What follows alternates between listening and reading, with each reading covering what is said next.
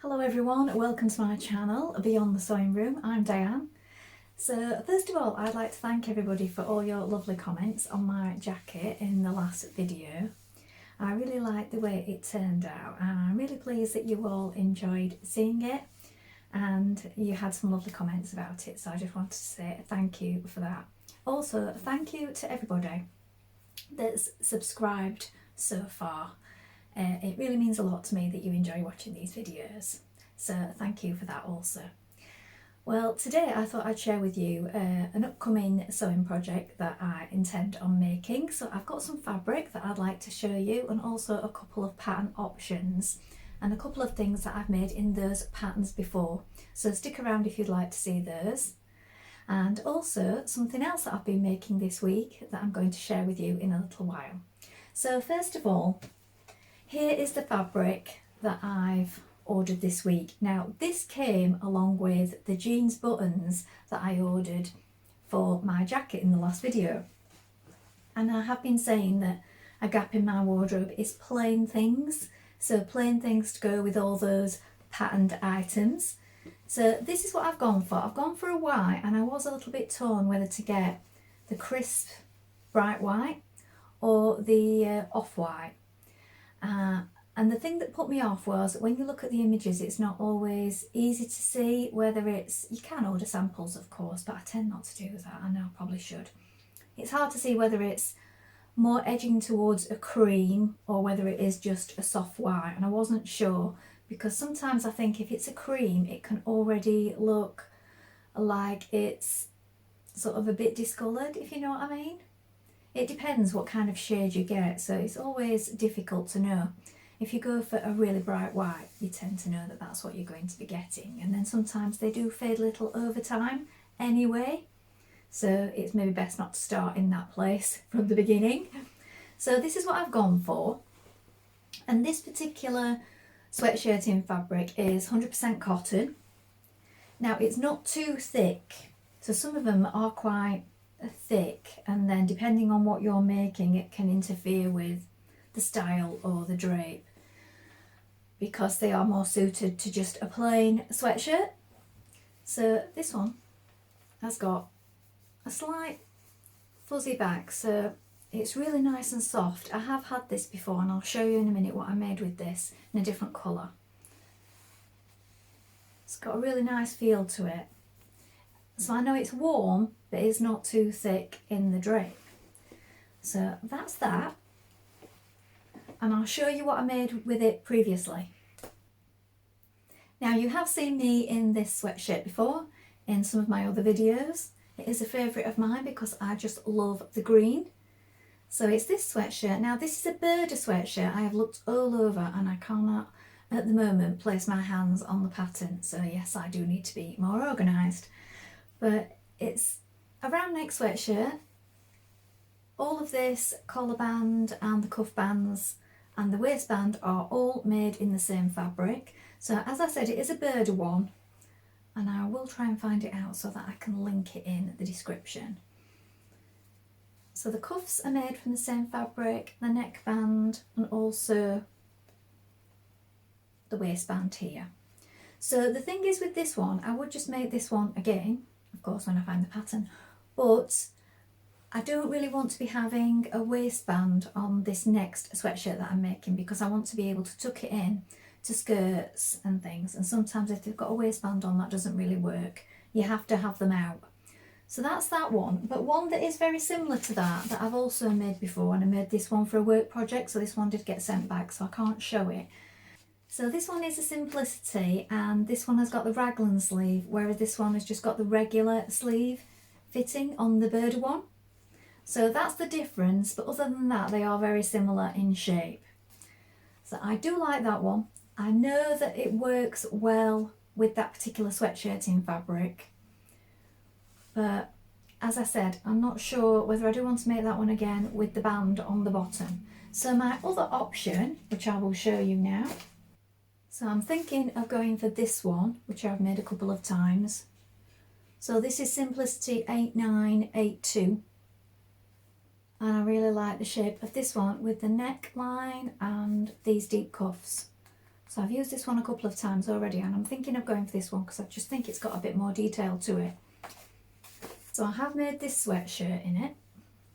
So this is the cuff, as you can see. I did also use the sleeve when I altered the red dress and made it into a top recently. So I used the sleeve pattern for that. And also I like this neckline, which is just a little bit higher than the one I'm wearing. This one is a Freya from the Tilly stretch book. And this one is in jersey.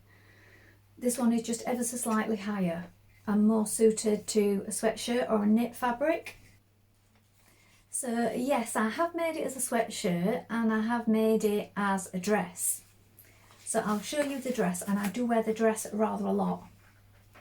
And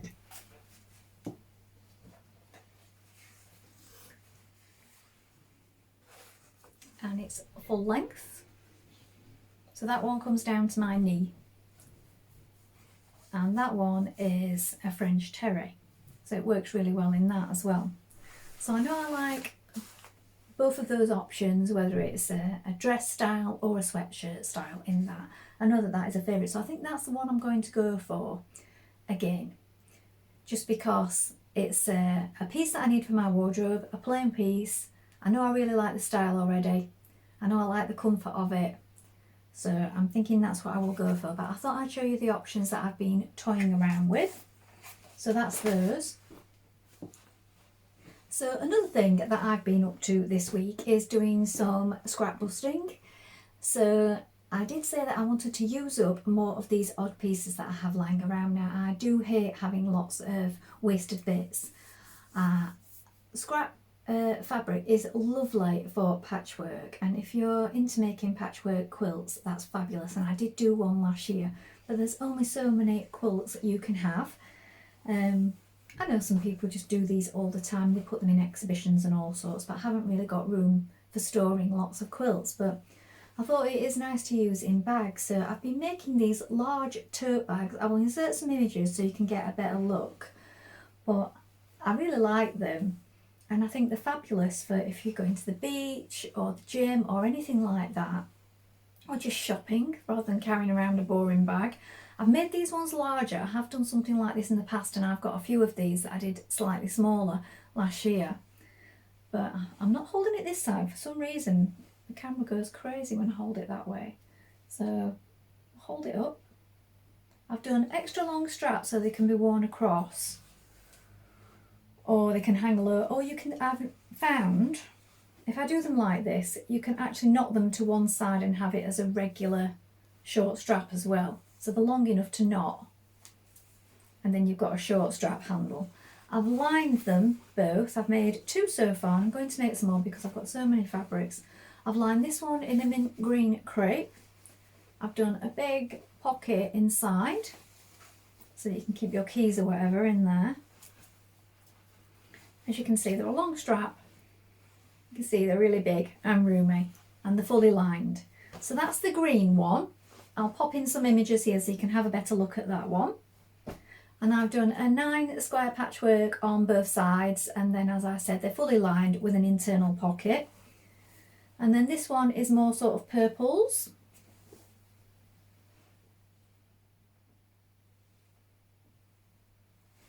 Again, a long strap. This one I had some cotton lawn left in a navy, so I've lined that in a navy. Again, a pocket inside. And I just think they're really fun and colourful for using up those bits.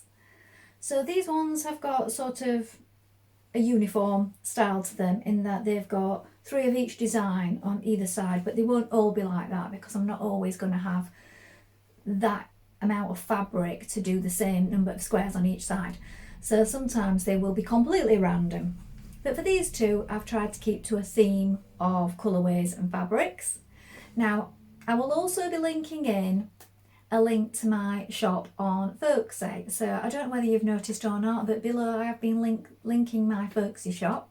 I used to be on Etsy, I've now moved over to Folksy, giving that a try.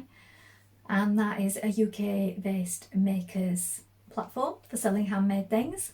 So I'll link in a little image here of my shop front, I could only sort of screenshot a bit of it here.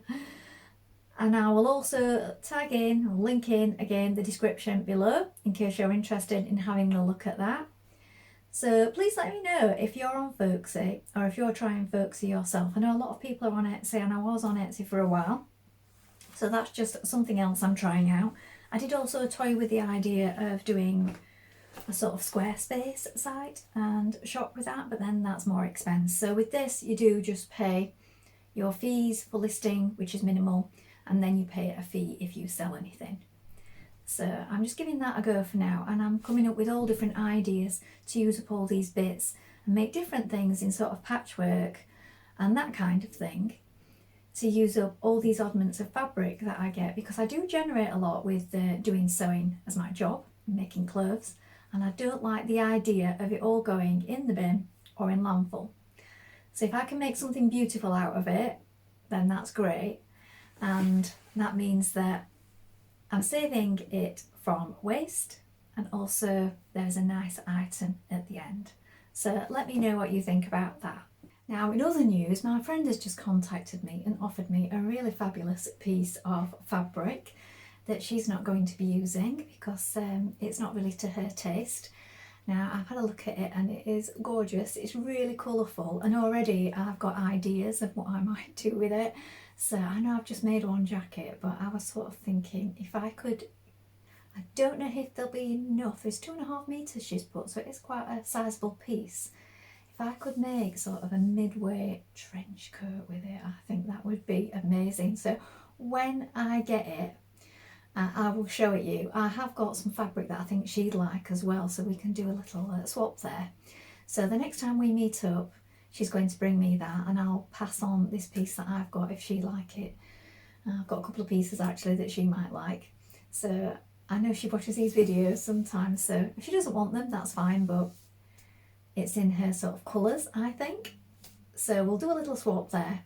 Now, this fabric is sort of colourful tartan that she showed me.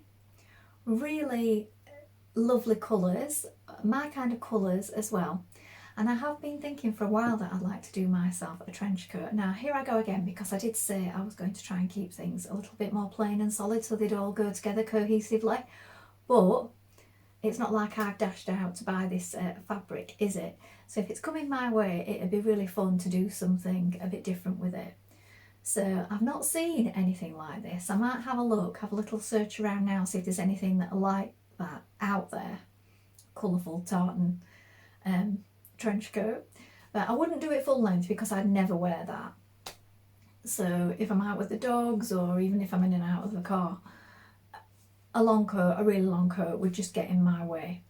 So if I'm out walking the dogs and I'm having to keep bending down and picking up and so on, I don't want a coat trailing on the floor. So I'm thinking if I was going to do one, I'd do it sort of thigh length, but still belted would be nice, and still with the storm flaps and everything would be lovely. So this is what's going through my head already. I've only just been told about it this morning. So if that sounds like a fun idea to you, please let me know.